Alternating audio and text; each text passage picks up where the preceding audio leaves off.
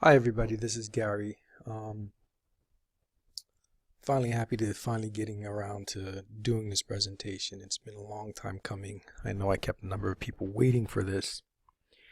Anyway, this is our company, Strategic Acquisitions Group. We started the company about 3 years ago and have been investing in this particular space ever since then. We've been investing in real estate since circa 2003. Our approach was basically to use the market cycles to take advantage of local emerging markets. Basically, we'd get in before the market took off and got out very quickly. Unfortunately, it didn't quite work out that way for a number of reasons, most important of which is our discovery of the importance of property management, that is, very solid property management. Regardless of where you're investing, whether local or away from your market, if you don't have solid property management, what ends up happening is you end up losing your shirt. So it was a valuable lesson. We made out okay in the end, but we've since moved away from the multifamily game onto a different aspect of real estate investing. This is my partner, Don. Don has been in real estate for well into 2 decades, very quickly approaching 3 decades. He's been in the real estate and finance game. He's worked for a number of institutions, including JP Morgan Chase, Morgan Stanley, and Goldman Sachs. So we have quite a bit of experience. But after 12 to 13 years, we decided to change position and be in basically to move around to the other side of the table. I got to thinking about this presentation about 7 years ago, after I overheard a conversation a couple of colleagues of mine were having. One in particular had inherited a property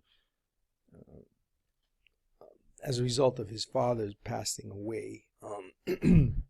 He sold the property during the middle of the financial crisis, and he was able to net roughly $700,000. Unfortunately for him, once he got the $700,000, he couldn't really do anything really with it except to put it in the bank, and where it was drawing approximately 0.5% to 1%. And it got me thinking about the various investment vehicles out there in the traditional space, and what most of the ordinary folks are used to.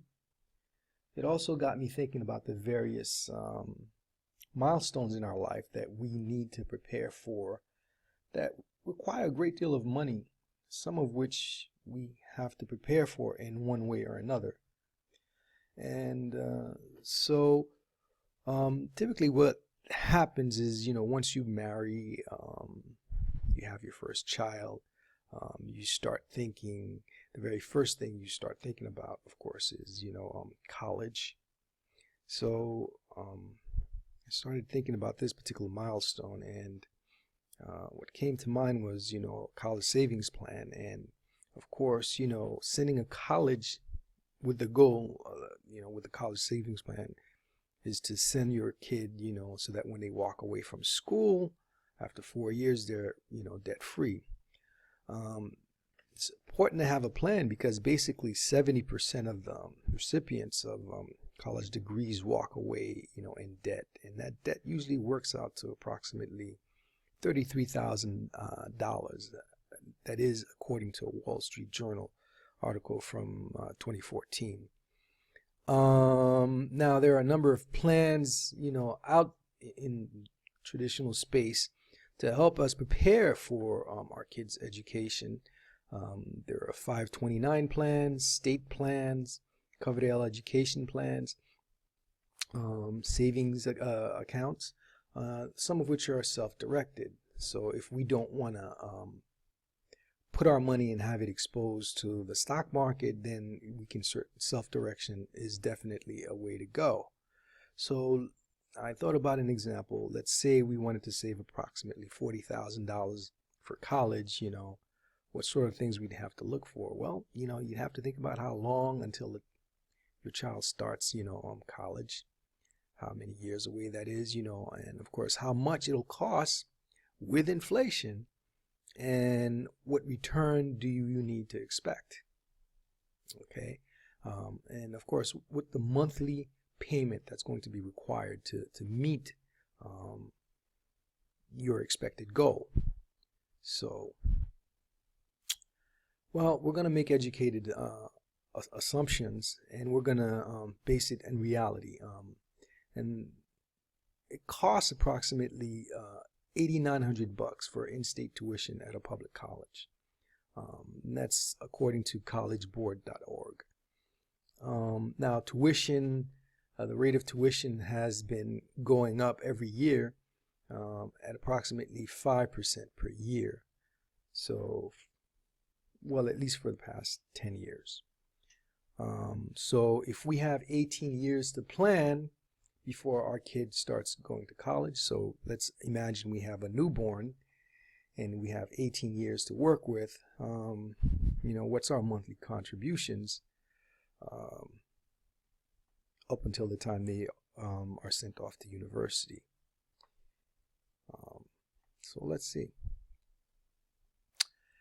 Well, let's imagine then we have to save for $40,000, which is roughly what it would cost, for 4 years of college. If we just inch it up a little bit, we saw that it was $8,900.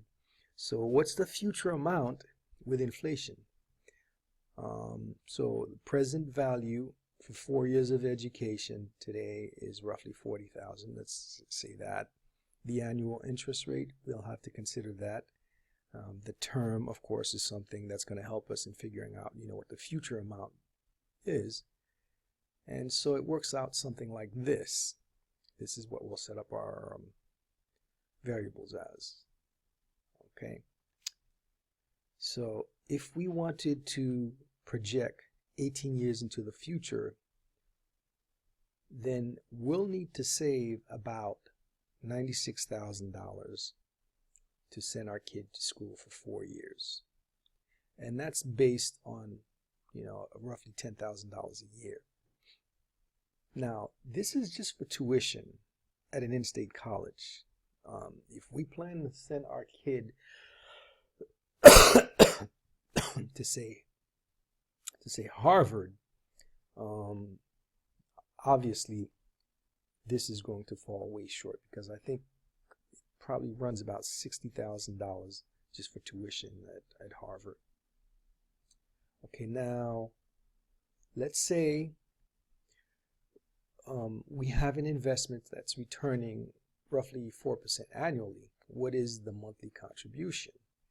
So for us to meet this $96,000 obligation, I say 4% because I have a friend of mine who was close to retirement, and he was looking at a number of investment vehicles, one of which was an annuity, and he was very happy, with the thought of getting a 4% return. So let's use a 4% return and try to, figure out what that monthly contribution will work out to. So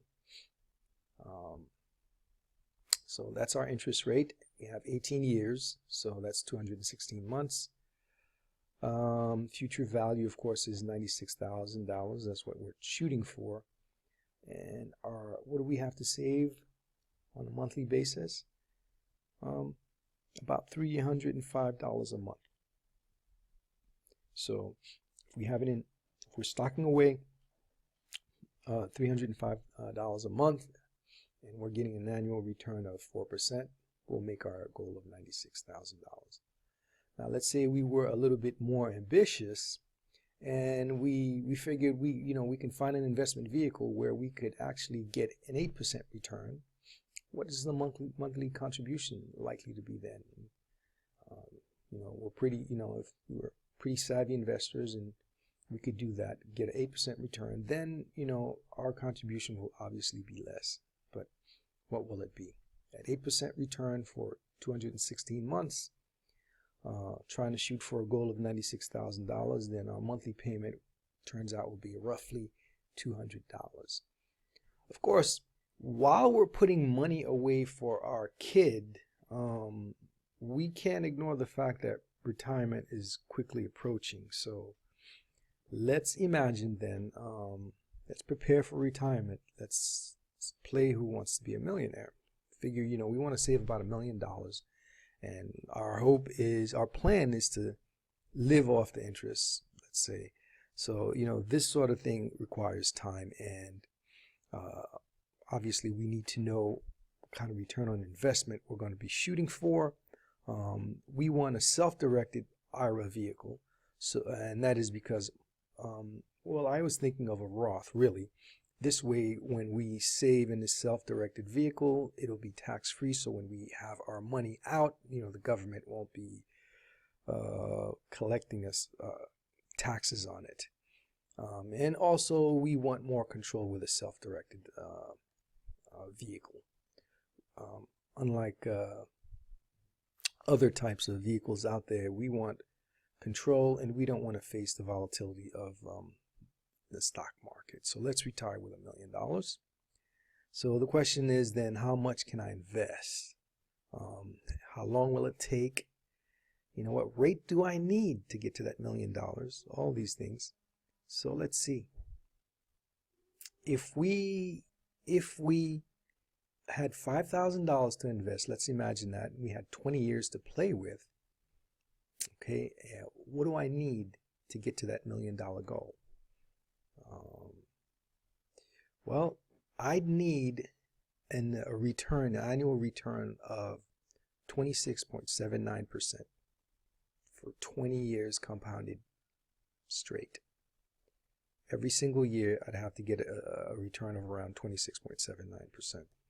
Now, that is, compared to what's currently out there in the market, that's stratospheric. That's extremely, extremely ambitious. Let's try to be a little more earthbound in our expectations. So we're going to invest $5,000 with the expectation of 10%.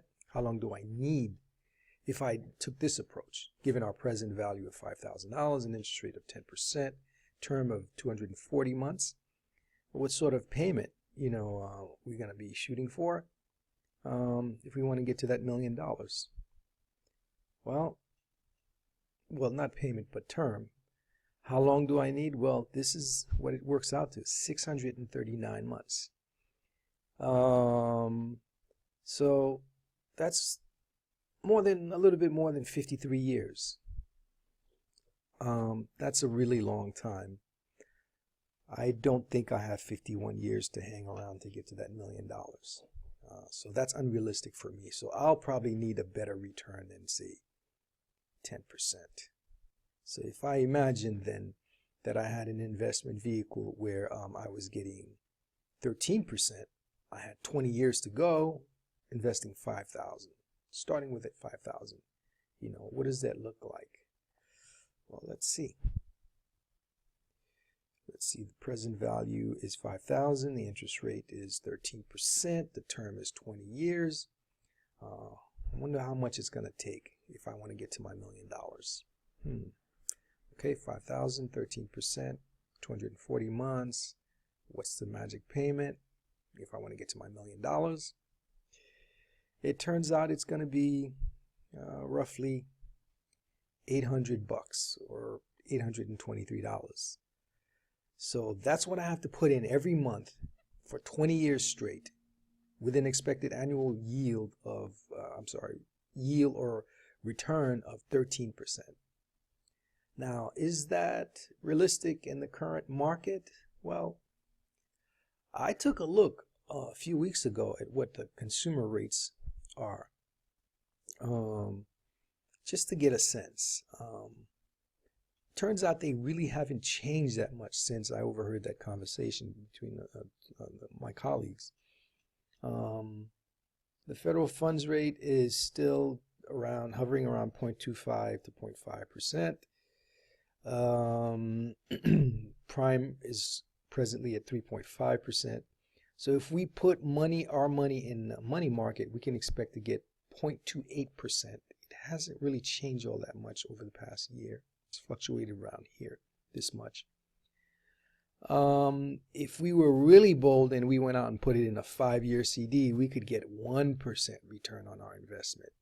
The banks, on the other hand, when they lend out money, they're not doing much better. They're getting roughly 3.5 to 4.5%, depending on the size of the loan. And if they lend out a home equity line of credit, then they're getting roughly 4.73.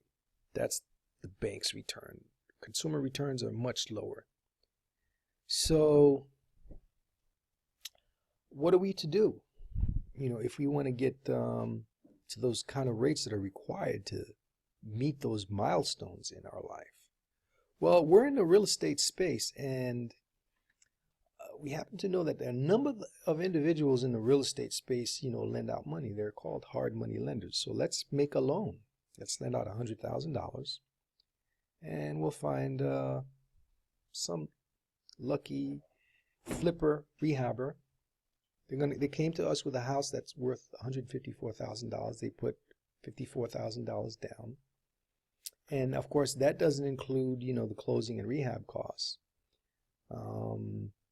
So they came to us. This is the as is value of the house. They put this much down, and so we decided to say, okay, we're going to make a hard money loan.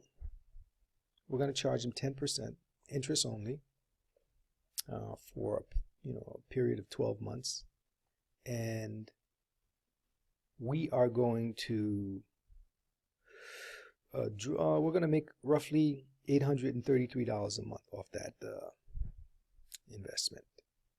How does that work out? Well, it works out like this. The guy was really was a professional. He worked really fast.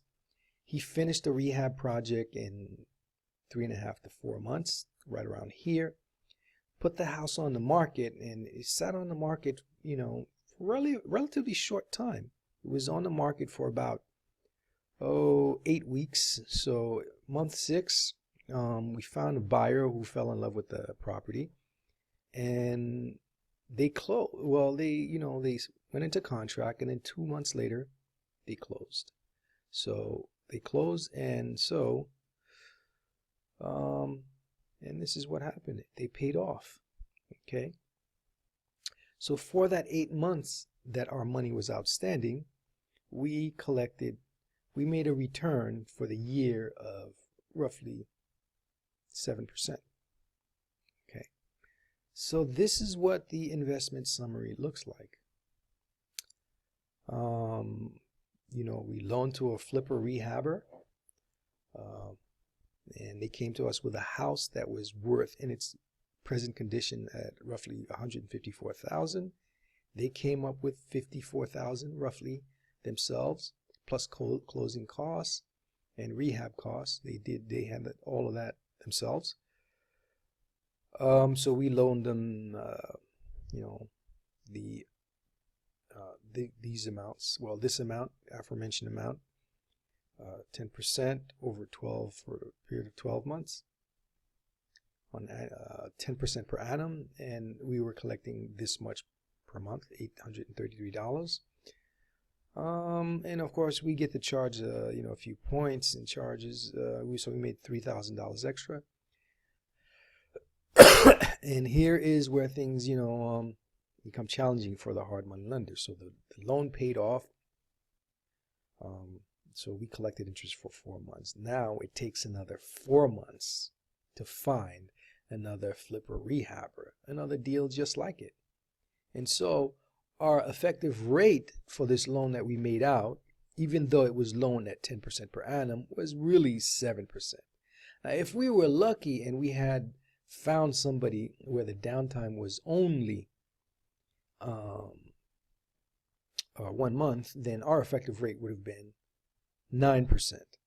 But, you know, this is rare. This usually doesn't work out that way. Now, let's buy a discounted note for 100,000. Let's see how that works out. All right, so make a loan for a discounted note, buy a discounted note. Property was sold for 150,000 and it appraises for that much, and the buyer put down 32,000. And the note is, the balance for the note was 128,000, and so we bought it for 100,000. Okay, and these are the investment details. So it's a first deed of trust or mortgage, depending on where we are in the country. The terms, you know, first deed of trust may be used. If you're on the East Coast, most likely it's a mortgage. Anyway, so the outstanding principal balance that they owed, the amount that they owed, was $128,000. The interest rate on the mortgage was 6.5%. The term was for 30 years, and they had already been paying for 12 months, so it was seasoned for 12 months. And their monthly payment was roughly $809 a month. The loan is fully amortizing, so the loan will be fully paid off, principal and interest, in 30 years. Okay, so this is the investment summary, and it looks like this. We buy an owner carry note, you know, with an unpaid principal balance of 128,000. The property sold, all of these that we mentioned. Down payment was 32,000. Mortgage was 128,000. Interest rate was this much, and the term was 30 years. You know, the monthly payment were that much. Okay. Now, typically, the term for a hard money note is anywhere from 6 to 24 months. A discounted note, on the other hand, can be anywhere, I'd say, between 3 and 30 years. Okay, the interest payment, the yield, the interest is roughly 8 to 15% for the hard money note. On the other hand, the discounted note is somewhere in between 8 and 10%. Now, I'm not going to go through everything here. The capital required to make a hard money loan is dependent upon where you're located in the country. So if you're on the East Coast, you know, property is more expensive, so you're going to need more. If the borrower defaults, then, you know, the lender pays for the foreclosure and resale. We're on the hook. Are there any potential upsides?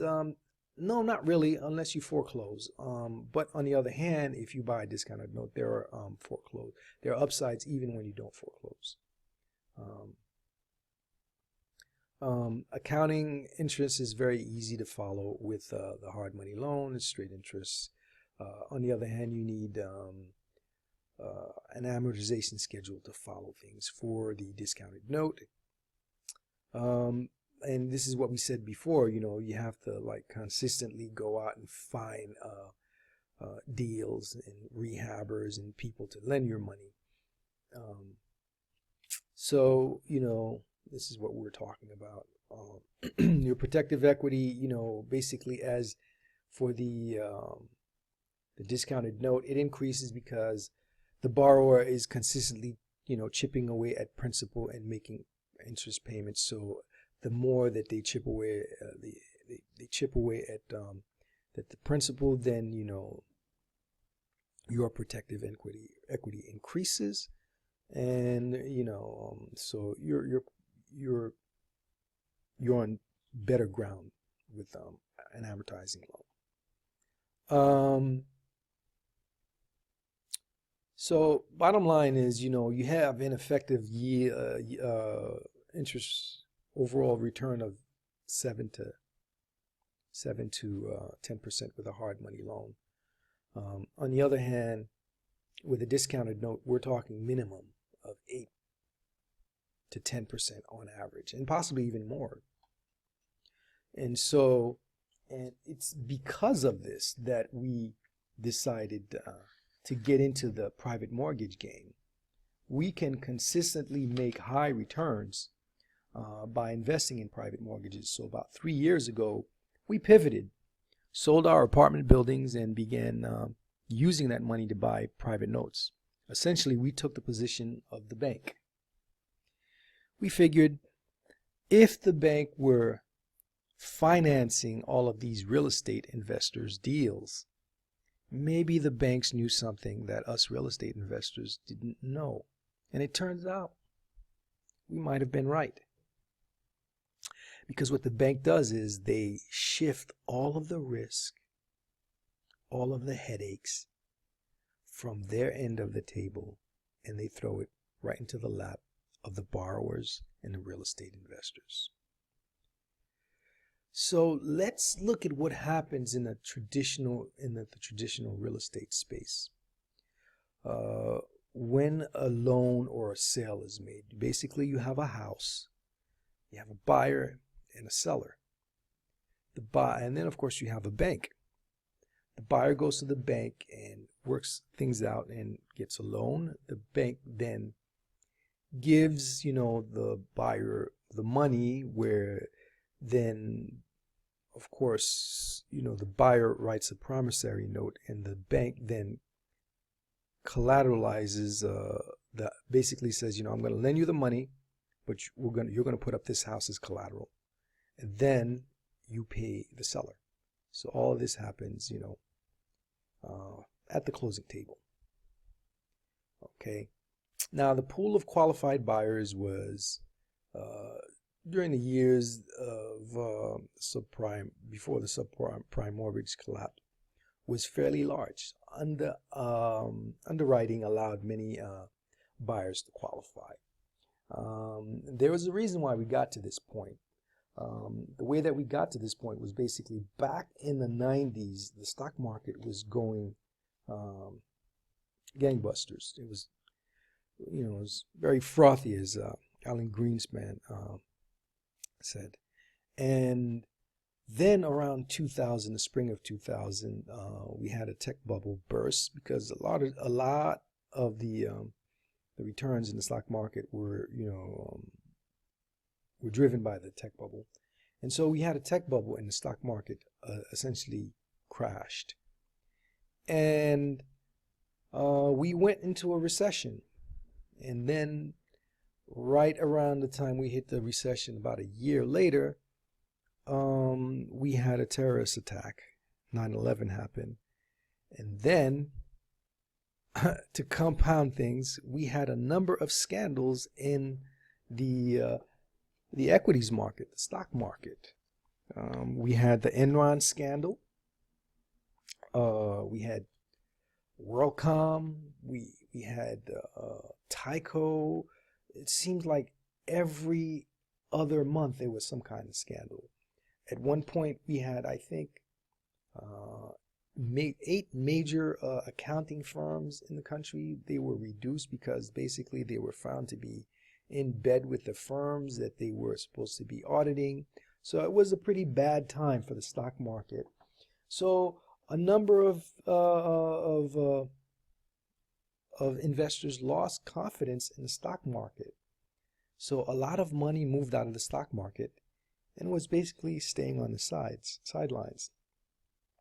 And you had a recession, and so nobody really wanted to invest their money in equities. And so what happens, a lot of that money moved from sitting on the sideline into the real estate space, the mortgage space.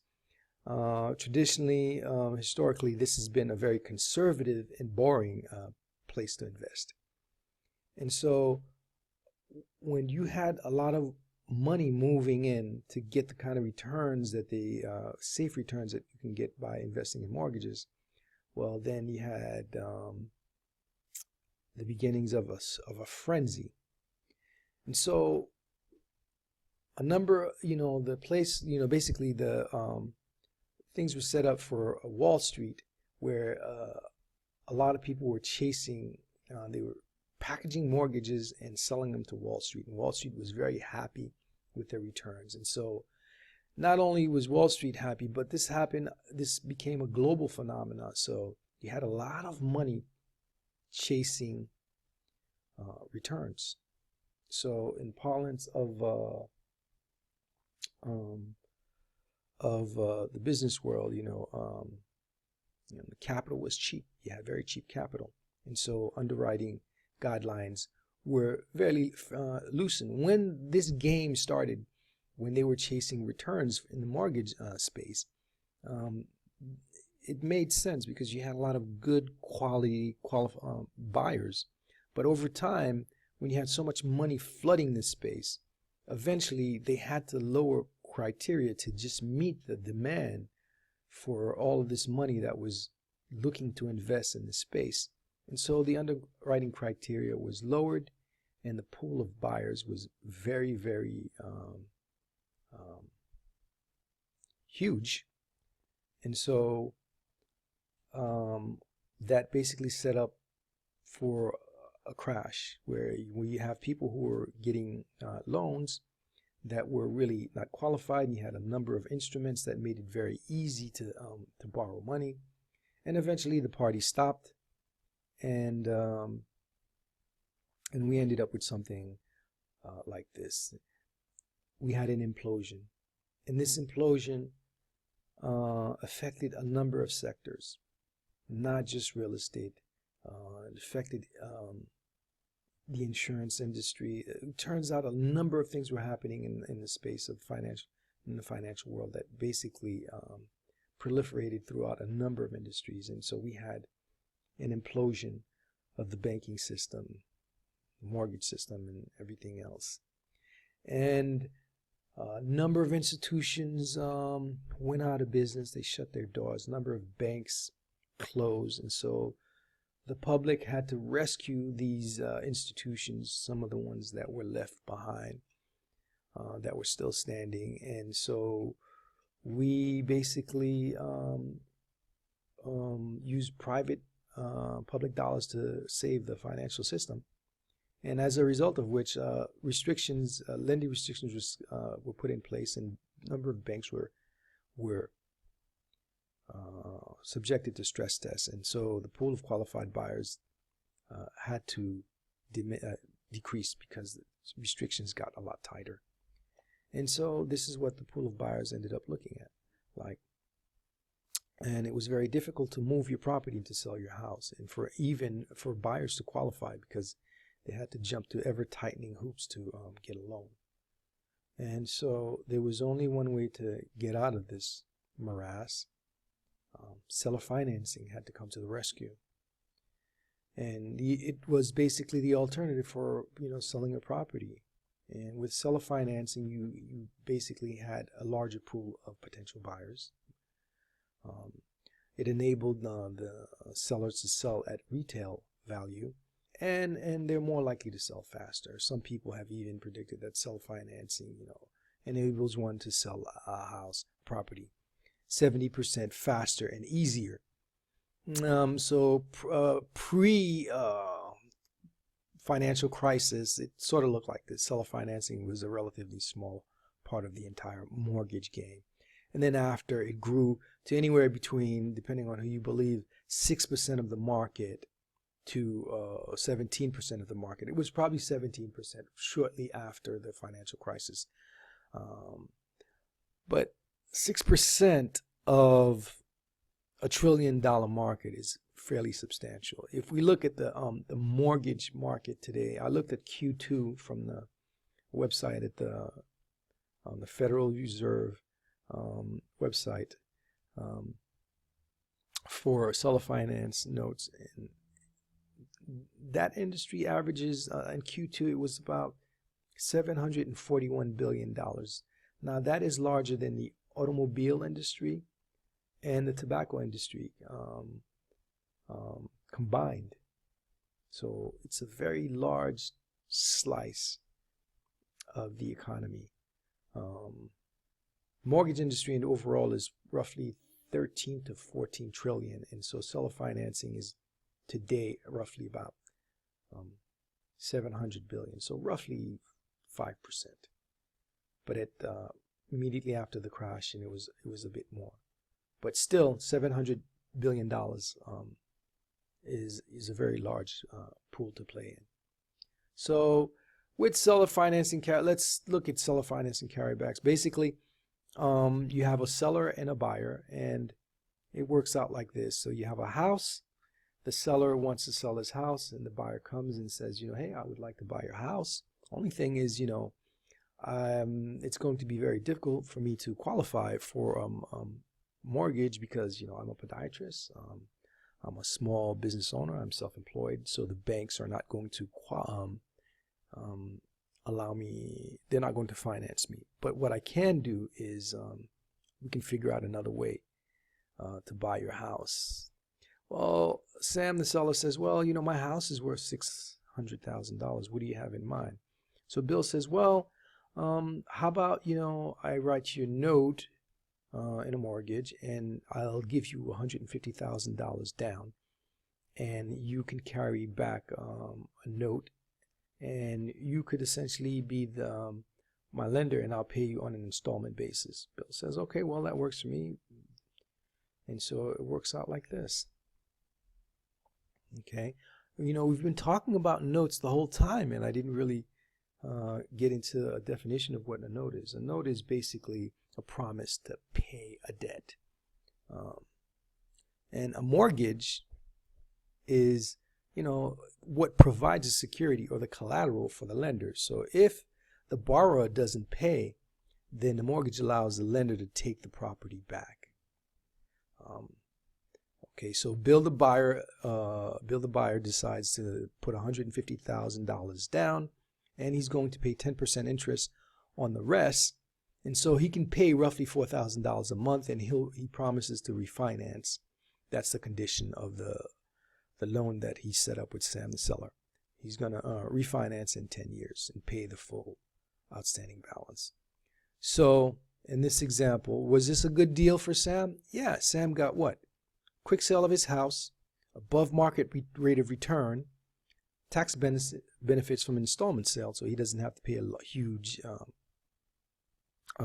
hit on a sale, and it's a nice, safe investment. So yes, it was definitely a good deal for Sam. So 2 years go by, and the $450,000 mortgage is paid down to $445,000 roughly. Okay, so that's how much Bill the buyer owes Sam. Now, what if Sam decides he doesn't want to wait for another 8 years to get his money? Well, Sam needs, it turns out, roughly $375,000. He found a multi-million-dollar deal that he can get into, a multi-billion-dollar business that he wants to buy, and now he can get things going with $375K. So he looks around and he finds Diane, the dealer. Diane is a broker, and so Sam talks to her and he says, I have a mortgage with a note with a mortgage, and the principal balance is roughly $445,000. What can you do for me? Diane says, well, you know what? I can give you $375 for that note. And Sam says, $375, I think that'll work fine. So what is Bill's position? Does Bill's position, Bill's position, does it change? No, not really. He's still on the hook for $445,000. And so does it change with Diane? Well, yeah, he's still on the hook now. Only the thing is, the person that he owes the $445,000 is now Diane, because Diane has purchased the rights to collect on the rest of the installment payments.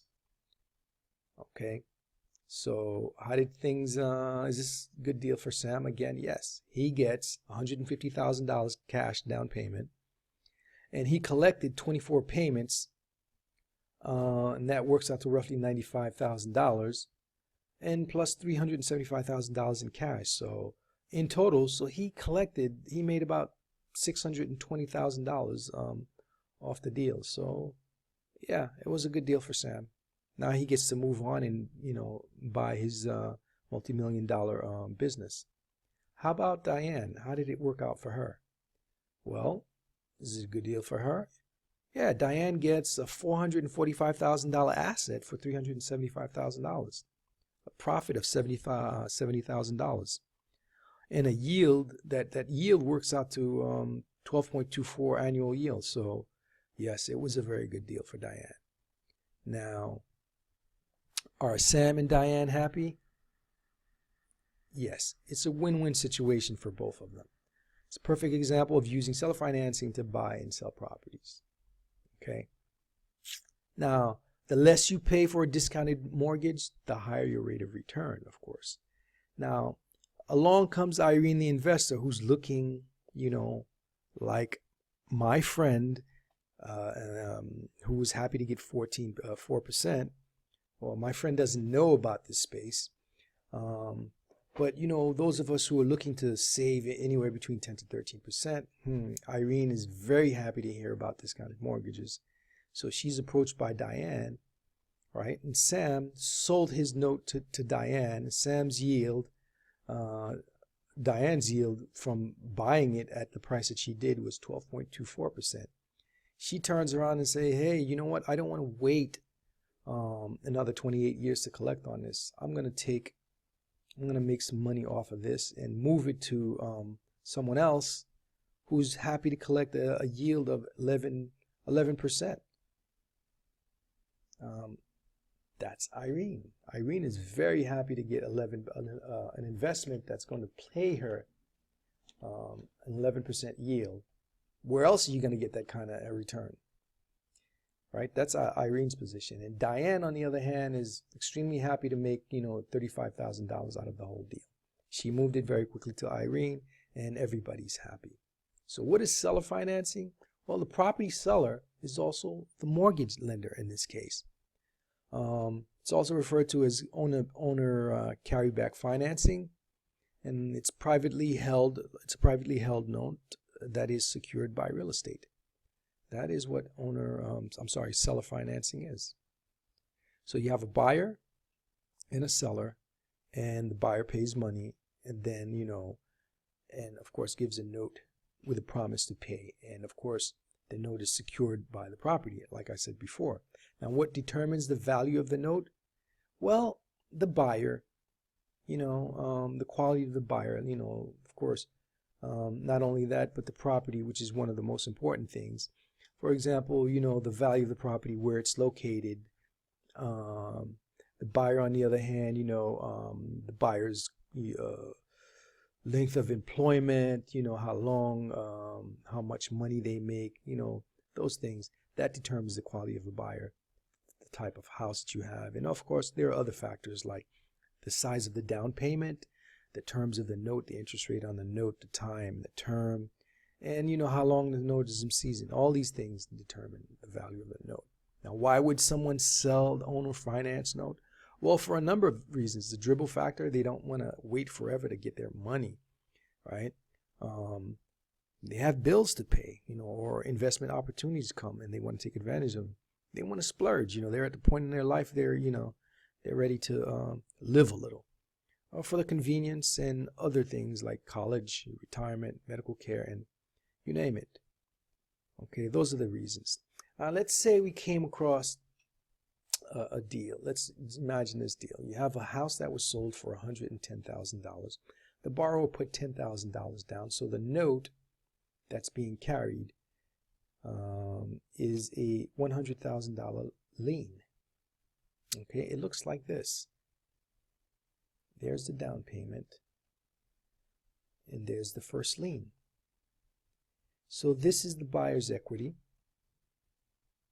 and this is the buyer's debt. Now, the loan is amortized as follows: $100,000, 10% interest. This is their monthly payment, and it's paid over 30 years. Okay, so this is the timeline. So let's say the loan was made in August of 2016, and it becomes completely paid off. The term is until August 2046. Okay, so they're making steady monthly payments for 30 years. It's very lovely. So this is the term, 360 payments. Now, our company acquires this payment stream. That's our business model. And one of the things that we also do is we can take this payment stream, we can sell a portion of the front end to institutions and investors. There are a number of banks that will buy this portion of the payment stream.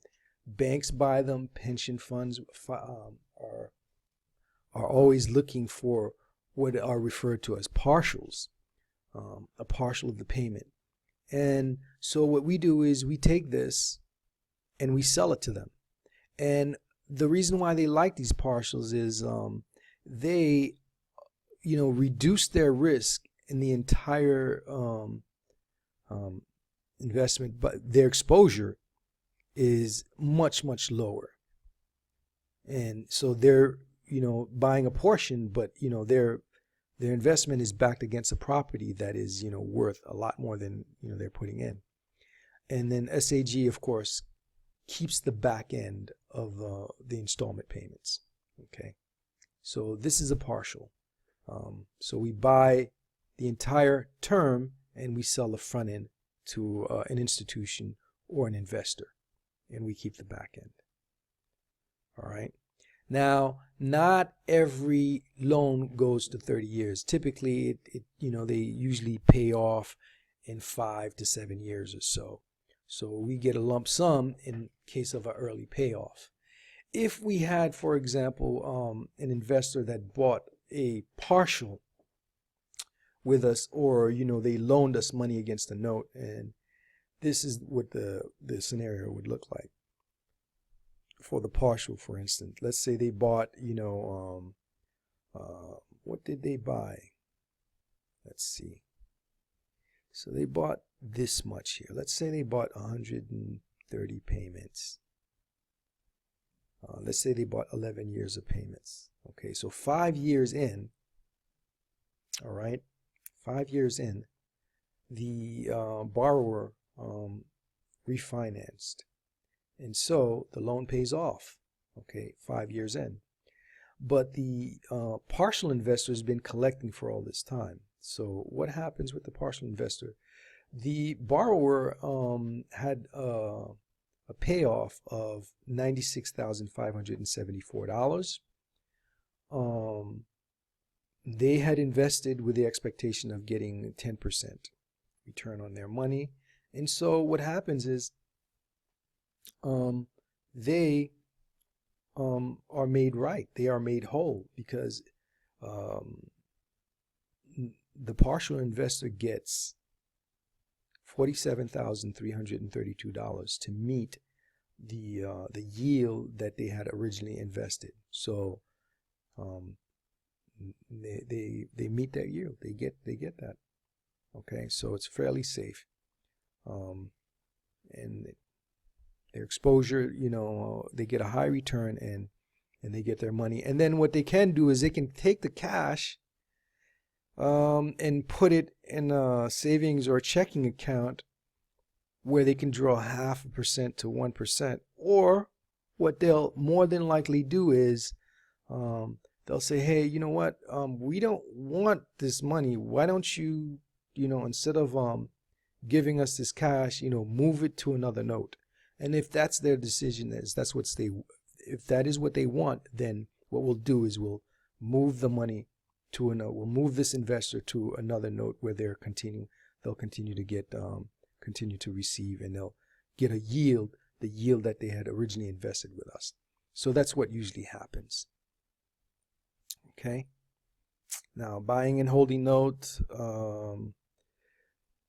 Let's look at the position. Let's look at the big picture here. Why does the bank do this? Okay.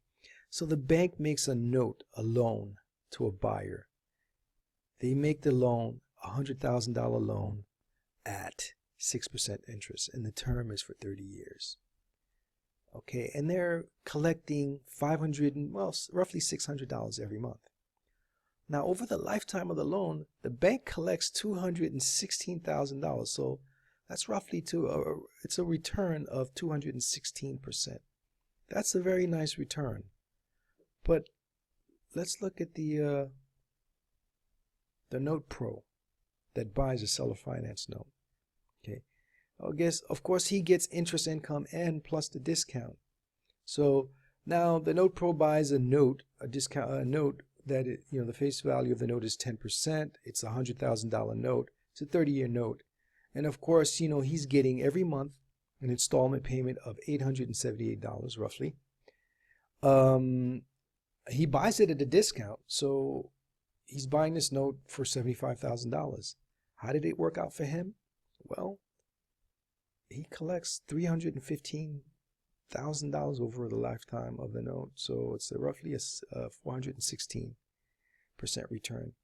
That is why we're attracted to this space. The advantages of buying notes.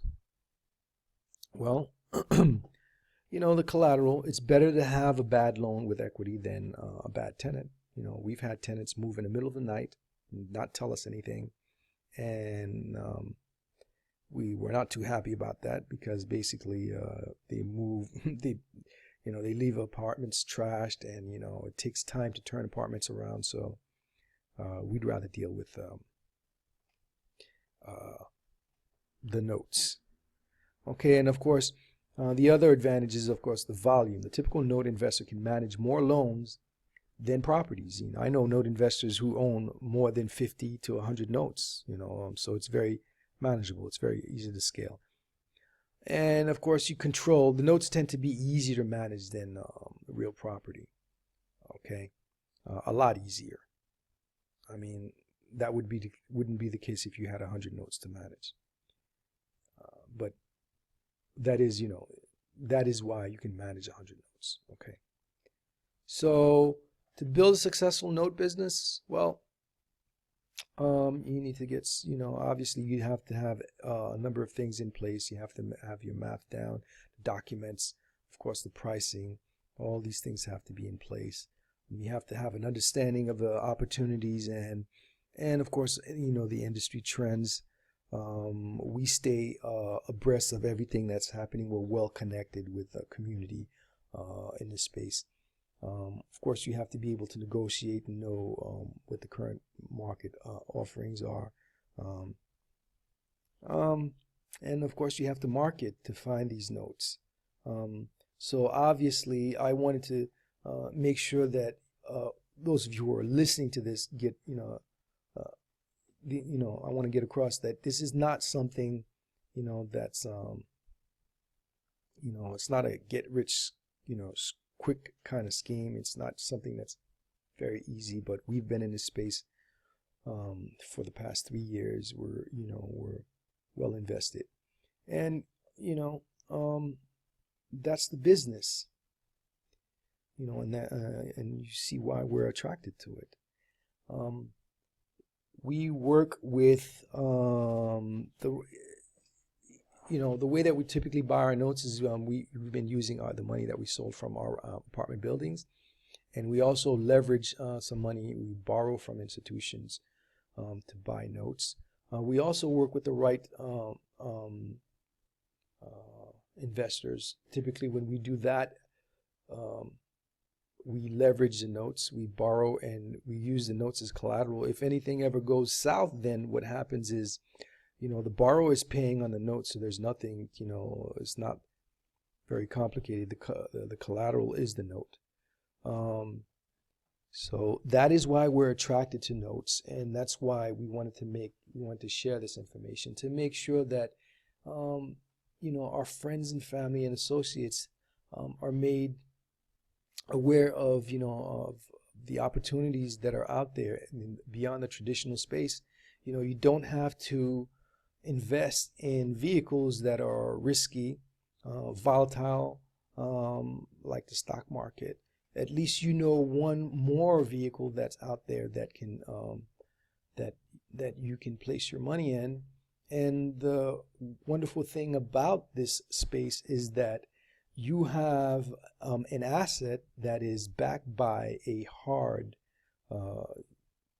you have an investment that's backed by a hard asset, which is real estate, unlike the stock market, where you're basically banking on the ability of the managers to do a good job, and you're basically at the mercy of the whims of the market. Things can turn very quickly. Real estate is very boring. It's very conservative.